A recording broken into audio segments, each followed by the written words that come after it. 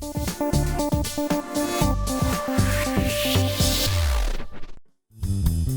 views and opinions expressed in this program are those of the participants and do not necessarily reflect the views of BronxNet or the program underwriters.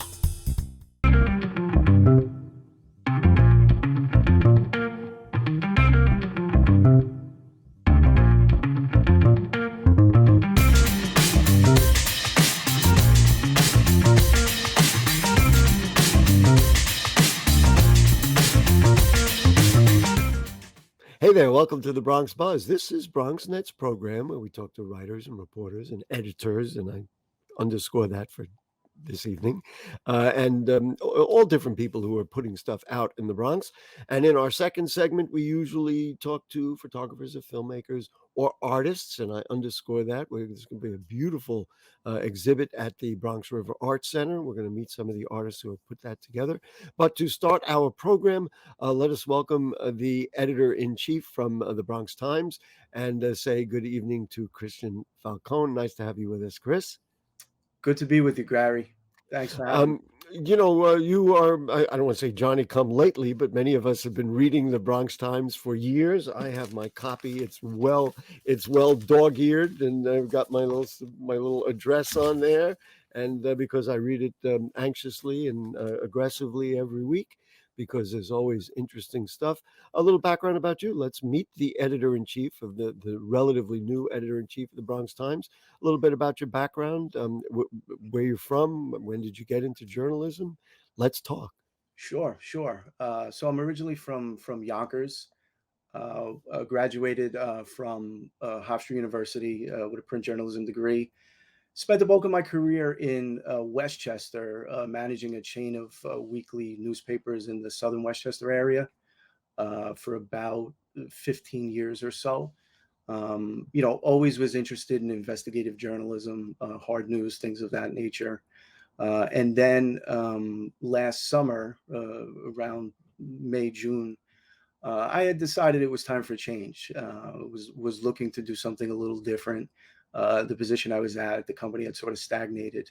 So through a mutual acquaintance, one of the members of Schnepp's Media, which is the parent company of the Bronx Times, reached out to me, and we started to have some conversations, and they went well. They really liked what I was interested in, some of the ideas I had for the Bronx Times. And as they say, the rest is history. Yeah, one thing led to another. Yeah. Before we even talk more specifically about the paper, I'm always curious in this for an artist's muse.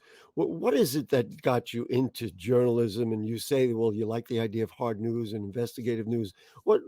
Can you describe what it was that motivated you to say, this is what I want to do? I had no idea, to be honest with you. Bad question. All right. Yeah. I spent some time, moving furniture when I was younger, recognizing what a hard day's work was like. Knew I didn't want to do that for the rest of my life. On a whim, I took a writing class. I always had been pretty decent at creative writing, and it started to flow. Really got into it. Did a lot of good work in college. And just fell in love with it. Really fell in love with the ability and the impact of your writing to make a change and have a difference. That you could really make a difference. Boy, I don't write for a living, but I do this for a living, and I can understand that. Let's talk a little bit. I mean, it's always interesting when we have reporters or writers who come from really elsewhere, like Illinois or something. But what is the difference between, let's say, covering the Bronx or covering Westchester? And I guess in that question, I just want to define further who we are and what is it about the Bronx. It certainly makes it captivating for me, and I assume you're kind of enjoying your stay here, your work here as well. It's been great. I would say the biggest difference between the Bronx and New York City news compared to Westchester is the pace. There's such a pace. There's always something going on. So you've got to be able to keep up with it, and people are always watching. No matter what it is, people are always aware of what you're doing. So it's a challenge. When you have limited resources, if you have a limited size staff, trying to be able to effectively cover everything that happens in the borough, which in many cases is not reported on by the bigger papers, right? I mean, You're preaching to the choir, my man. yeah, You know what I do for a living. I'm telling you, it's true. sort of the forgotten borough, right? I mean, I can't tell you how many times I've heard that since I've taken over. So that's what we do. We try to shine a light and spotlight positive things, but also inequalities. Things people need to be held accountable. We make sure we shine a light on that as well. Yeah, I have said this. In fact, I was at a veterans breakfast, the Bronx Veterans Breakfast this morning. We're recording this on Monday, um, and I mentioned, which I've mentioned a million times, it's the Bronx is like undiscovered territory. We've got 1.4 million people, and nobody knows what's going on here. And those of us who are blessed with the opportunity to cover it and report on it, you uncover stuff that nobody knew about, that nobody knows about, and I'm assuming you get some of that joy as well. And when you say, wow, we have somebody who just wrote a book, or the original actor from, Sonia Manzano was on Sesame Street or something like that. And that's the kind of thing that I think people in the Bronx really begin to appreciate, because it creates identity, right? There's a tremendous amount of history and culture in the borough, right? And I think a lot of that has gotten lost over the years and the decades. I think what has happened is the daily newspapers have focused on the negative, the crime, and the inequalities and things of that nature. But there is a tremendous amount of good that happens. There are a lot of things to spotlight, and I think the passion for us as a group is what we see is sometimes when we cover a story and we're beginning to see the daily newspapers pick up some of those stories. That's gratifying, because we know that they're reading our work, and they're getting their news of the borough of the Bronx, from the Bronx Times. Let's talk a little bit about the paper and the content of the paper. Yeah, as I said, and you know this, that I've been reading the paper enthusiastically for as long as I've been working in the Bronx, which is a number of years. I think, number one, it's never been better. It's never been more informative. Um, and you also, it's been harder hitting. The paper rarely did controversial subjects or investigative subjects. You have a really wonderful stable of writers. I mean, Robbie, Aaliyah, Jason, they're just absolutely excellent. So why don't you talk to me a little bit about, doing that kind of stuff, and developing that, and developing your staff. Talk to me about your point of view on that. Well, it's interesting, because when I took over the position, one of the things I had to do right away was hire a reporter. So when I sat down to interview candidates, I interviewed Robbie. Was one of the first people I interviewed. Robbie Sequeira, for people Robbie who don't know. Peguero, Yeah. correct. And we really chatted a lot about what I was looking to do with the paper, which I perceived to be different than what the paper had done historically. And he completely bought in. We had a similar vision, and from day one, we've executed on that.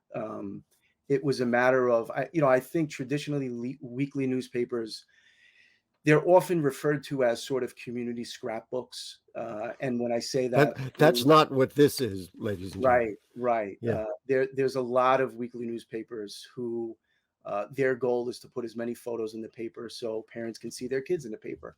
Now that has a And the Bronx Times does that, and has right, done that. right. But go ahead, finish the sentence. There's a place for it, but there's also a place for real hard-hitting news. And since we came aboard and I took over, we have not shied away from the controversy. We covered a very controversial alleged rape at Fordham University. We covered through the Child Victims Act, a lawsuit against Louis Gigante, who was a priest in, I believe, the Right. 70s. And credit to the people that I work with at the Bronx Times, Laura Guerrero. She has supported me in my endeavors. She's been, she's allowed me to do what I wanted to do, and that was to really kind of delve into the hard issues and not be afraid to hold elected officials accountable, or tackle controversial topics. And we continue to do it. I talk about this with people all the time. 1.4 million people, and look at the range of media: News 12, BronxNet, the Riverdale Press, the Bronx Times, the Norwood News, and then look at 600,000 people who populate Boston, and they have network television, they have daily newspapers. And I have to say, for the first time, in my more than almost 3 decades of covering the Bronx, when I open up the Bronx Times, I get the feeling that somebody's really covering all of it. And listen, I'm pretty well in touch with what's going on, but you guys are uncovering stuff that's out there that hasn't, that I'm not aware of, and the other people aren't aware of, and they're always eye-opening for us. So, congratulations to you and to the other people that you work on. Do you do any? I haven't seen a byline from you. Now, maybe you do some writing. Do you do any writing? Are you planning to do any writing? Are you thinking about doing some kind of investigative thing, or I don't know? Yeah, Just asking. it's a great question, Gary. I started my career as a beat reporter, so I still have a passion for that. I think what happens when you take over the position as an editor, a lot of times you get bogged down and so tied up that you don't really have the luxury of time needed to write. So, my answer to you is yes, I'd love to write. I'd like to get back to it at some point. I just don't have enough time because of Wow. everything we're trying to do right now. So hopefully you'll see my byline in the future. All right, we'll find out. So here's the follow-up to that question. What would you write about? I mean, I realize maybe there's an investigative story that we don't know about yet, but what would be your passion? What really drives you? Or, like, what kind of thing would you like to write about? Would be interesting to you personally? I think that's interesting. It's really the investigative type stuff, which obviously takes time. You Yeah. have to develop sources. The most important thing is the sources and the contacts you're able to develop. And I'm still in the infancy stages of developing sources and contacts in the Bronx. But it would be investigative type stuff, and I monitor everything we cover, obviously. So I'm starting to kind of connect the dots and see where things go, and hopefully at some point I will be able to kind All of. right. I will keep looking, and I'll put a check mark when I see. I was going, oh wow, he did a story there. Just to wrap it up, let's see. It's bxtimes.com, and that's the other challenge which editors like you never had in the past, because you're actually managing more than one media. It's not just the piece of paper. I happen to like to read it off the paper, but I get the email. I guess every day I get an email of the stories, so that keeps you busy. I mean, because unlike saying, okay, we have this and we'll edit it for tomorrow, we'll get it for the next day, and then it goes into the paper on Thursday. Now all of a sudden we got to have something out there every day, right? It's a challenge. Absolutely. We only have a few seconds left, so go ahead. Sure. Wrap it up. Traditionally, the way weekly newspapers worked was you put the paper out, the next day you put everything on the website. We operate on a daily basis now, and credit to my digital editor, Aaliyah Schneider. She's been instrumental in moving forward news on a real-time daily basis. Listen, ladies and gentlemen, he's the editor-in-chief of the Bronx Times. I'm glad we finally got to see him. We got to hear what he has to say. But the best part about this segment is that it's over, and Chris has to get back to work serving us, because I'm going to read the paper next week, and I'm going to look forward to what's in there. The one thing I didn't mention, you won awards, right? I'm going to extend this segment for about 30 seconds. Tell us what awards you won. New York Press Association, the annual convention. As a group, we won 7 awards, 5 of them for editorial prowess. I was really proud of my guys for that.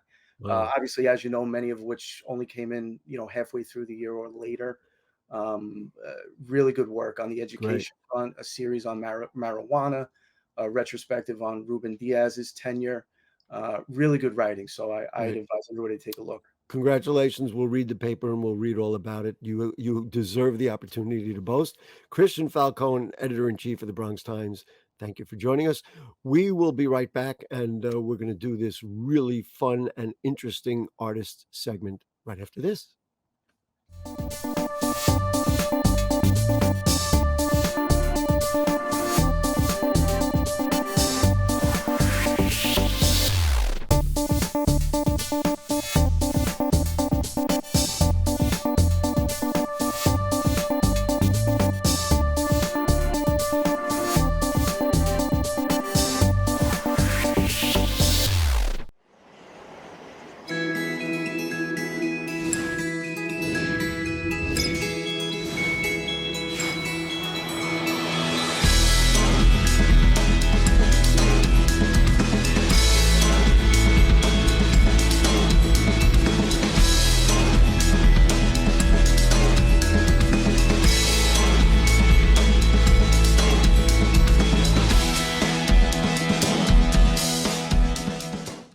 All right, back with you on the Bronx Buzz. Thank you to Chris Falcone and the Bronx Times for joining us. Right now, we're going to switch gears. We're going to go to one of my absolute favorite places in the Bronx. It's BRAC, the Bronx River Art Center. And we're going to bring on two artists who are involved in a wonderful, wonderful show that is actually going to open up. We're recording this Monday, but it will open up Thursday when the program airs. So let me say good evening to I'm going to try and pronounce this right. Nicolás, Dumit, Estévez, Raful, Espejo, Avalle. Nice to have you with us, Nicolás. Thank you. Thank you very much, Gary. Yeah. It is a pleasure to be here. And as you said, the show will open this Thursday with a performance by Now Bustamante at 7:30. At So 7:30. So you want to be there. right, so that is now Bustamante. She's traveling, and through the magic of modern technology, she joins us. But the exhibit is called "Rocking the Market." Nicholas, why don't you tell us about what you tried to do with this exhibit and how it came out, and then we're going to even show some samples. Yes, rocking the market has so much to do with shaking the foundations of systems that are long dated, that need to come down, that need to crumble. And I say that in the statement for the show, crumble like a coffee cake. Um, Markets, as in the arts, markets, as in capitalism, markets, as in money markets, Mm-hmm. all of with all of their ramifications, all those things that need to be torn out and rethought. This is the beauty of great art because it takes a look at the state of the world and our collective state and tries to interpret. And as you say, we're rocking the market, so you're shaking it up. So once you have that concept, who are the artists that you selected? We know that Now is one of the artists, but just talk about the artists and what it is that they do. And we're going to talk about some of the specifics in just a moment. Yes, the artists in the show were carefully selected. They are, to me, three cult figures. That's the best way I can Three describe. cold figures. That's right. I guess you say that with admiration.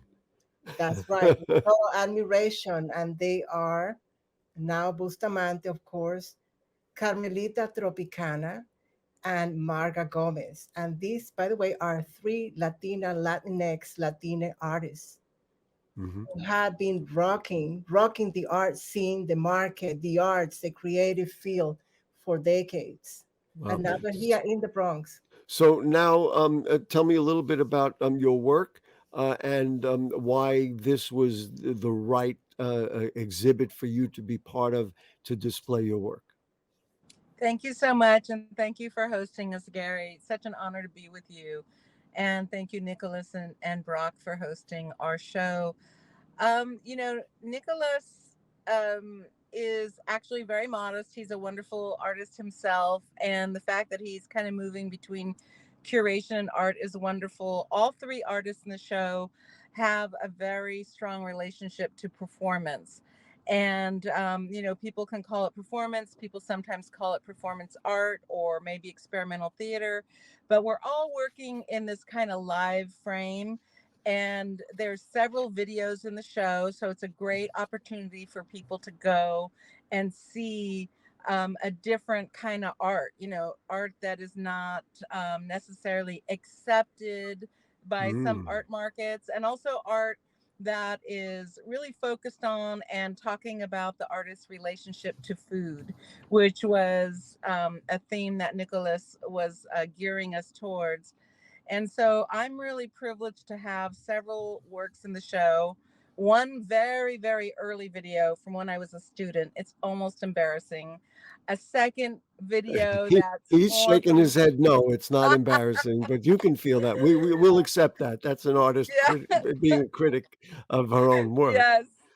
And Um, then another wacky video from the 90s where I dressed as Ronald McDonald and went from San Francisco to Mexico City going into McDonald's, asking for free food, and sort of parsing out the corporate relationship to that experience and how that went down.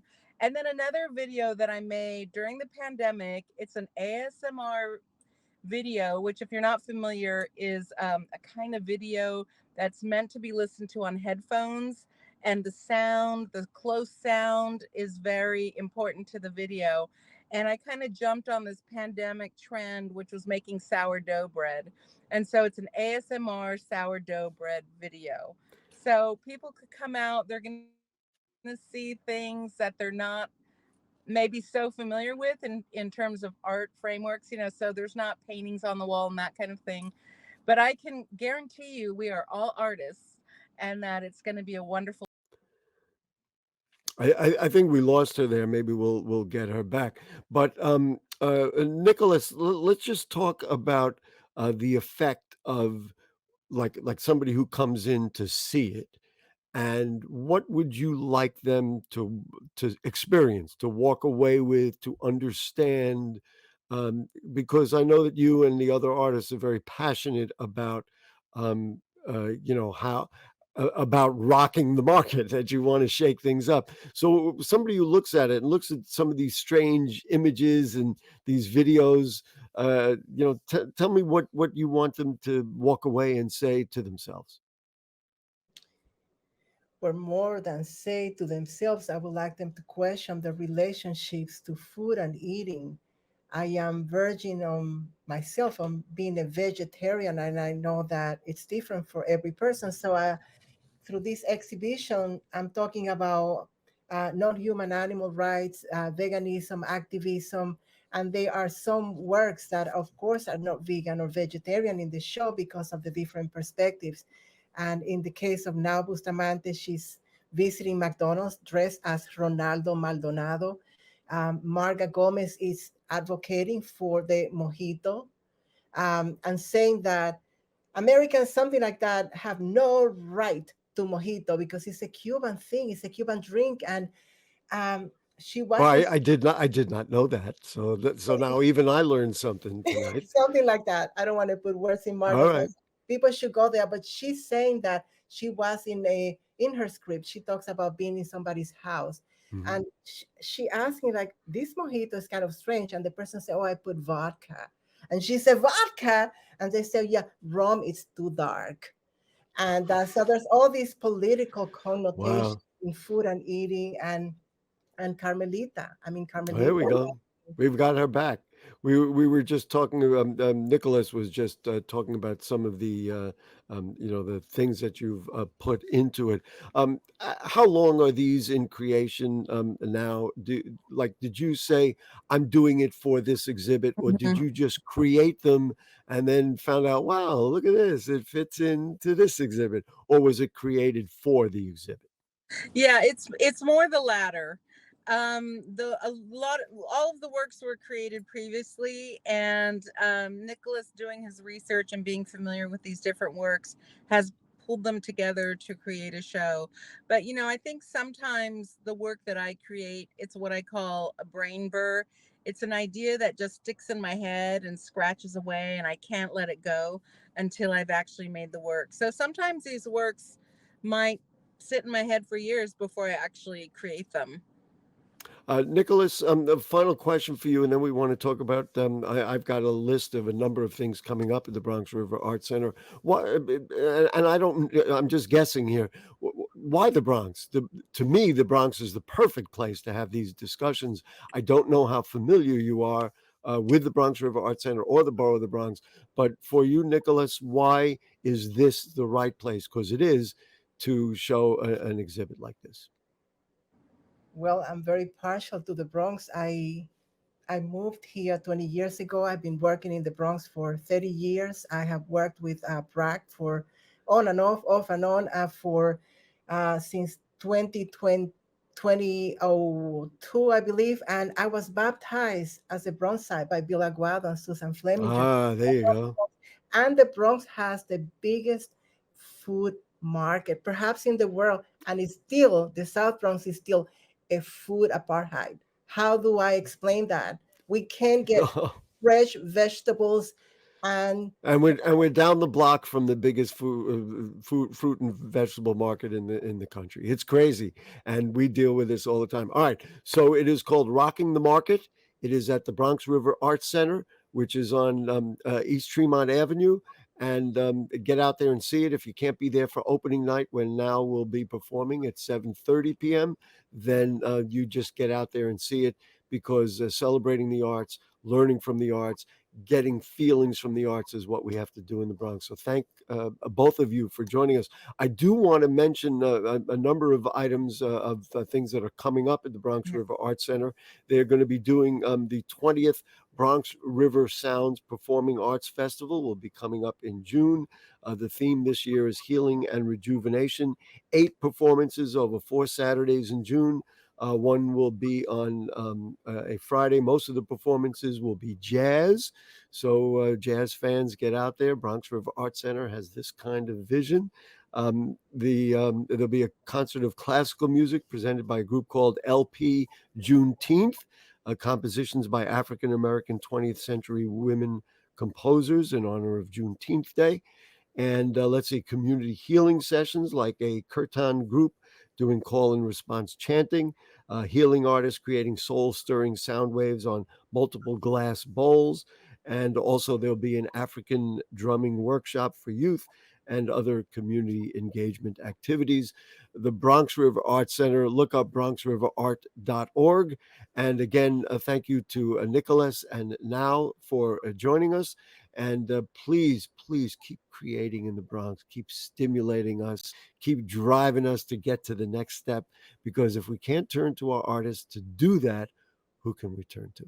So thank you both for joining us this evening. Thank you. And great. And listen now, drive carefully, please. You can get I back on the will. road now. You don't can get back on. driving. Don't need while driving. That's right. Don't be on TV while you're driving. That's the main thing. Anyway, folks, we will see you next week. We'll be back with more of the Bronx Buzz then. Good night.